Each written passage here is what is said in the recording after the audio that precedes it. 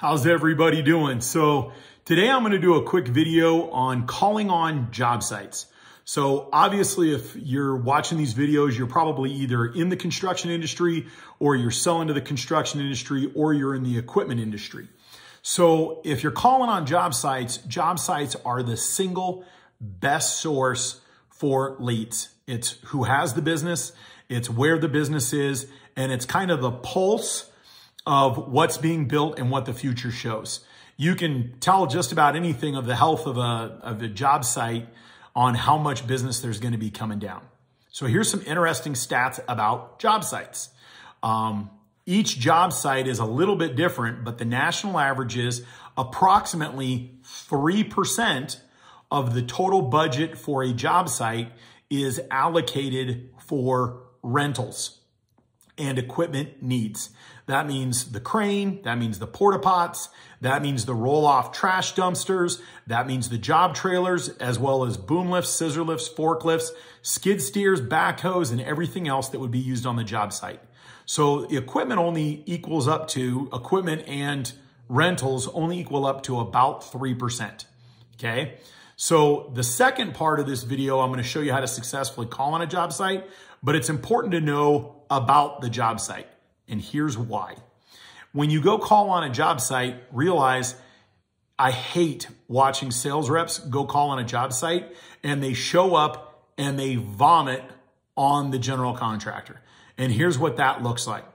Hi, my name's Elliot. I just want to let you know that I work for Big Giant Rental Company and we're one of the best ones and I'm going to give you really good service and I'm going to make sure that I show up here and all of our equipment will be delivered on time. And I just want to let you know that I'll stop by every Monday and I'll drop off donuts and I'll make sure that...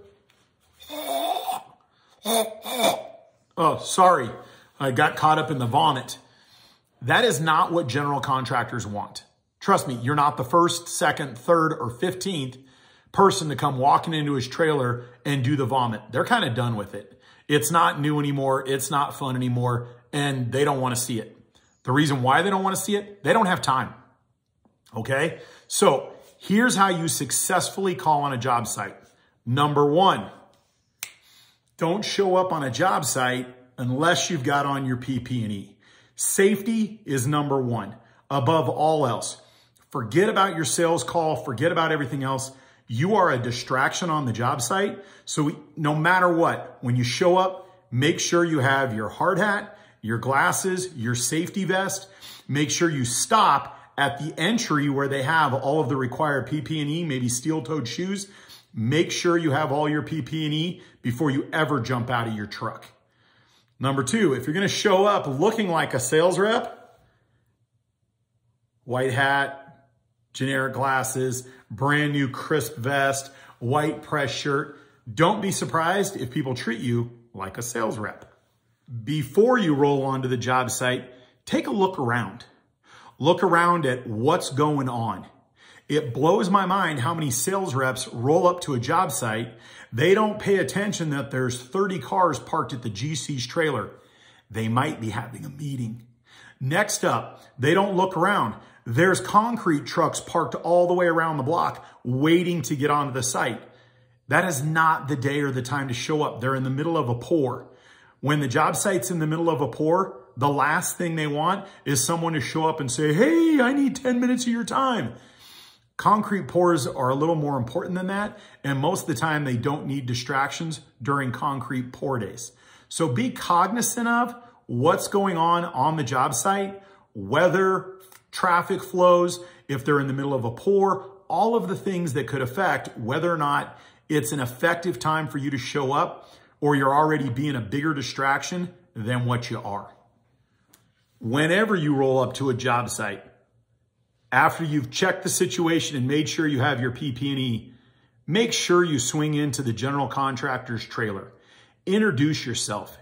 It's his or her job to make sure that they know what's going on that site. And you showing up and just wandering around their job site, even if you have a reason to be there, such as you're checking on a piece of equipment or getting somebody keys, check in with their job trailer so that if there is a safety incident, or if somebody says, who's driving their truck across your site, the general contractor knows what's going on. It's their job. Help them do their job. Don't just be a distraction. The main reason why we call on job sites. As I stated in the beginning, find out what's being built, what's going on, who's on the job site, and what their needs are, and how you as a sales rep can best meet those needs. I know this is going to come as a shock to many sales reps out there, but believe it or not, the general contractor probably has a pretty good idea of what is going on and what they need. It's rare that sales reps show up on the job site and say, oh my gosh, I've got a revolutionary idea. It's called a forklift. They figured it out. Okay. So the best thing you can do when you show up is you want to make sure that you have a good value added proposition, and you want to make sure that you bring something to the job site. When I walk into a job site, the first thing I always say to the general contractor is look, obviously I'm a salesperson. I realize that you're on a tight time schedule. They've got you locked down and you have to have this building built before a certain date. I don't want to be a distraction, and I don't want your job to be slowed down by me repeatedly coming in here. Now, that's called bringing the negative to light. And the general contractor knows everything you've said. So guess what? You start off on the same side because they agree you shouldn't be there and you are slowing them down. So they're respectfully, most of them say, all right, you got 1 minute, figure out what you can do. And I always say, listen, your job is to make sure that your job runs efficient. Right now, there's been a lot of disruption in people finding some of the resources they need, be it porta pots, trash cans, mobile minis, forklifts, skid steers, boom lifts, whatever they're trying to find. I find that oftentimes they need more than one resource. So to help you out and to make sure your job's running right, is there any way I could ask you for a subcontractors list, only so that I'm not bugging the people on your site? I'm actually going to go call on their office to add resources to make sure that you don't show up one day and you're saying, why isn't the work getting done? And the person says, well, we couldn't find a forklift.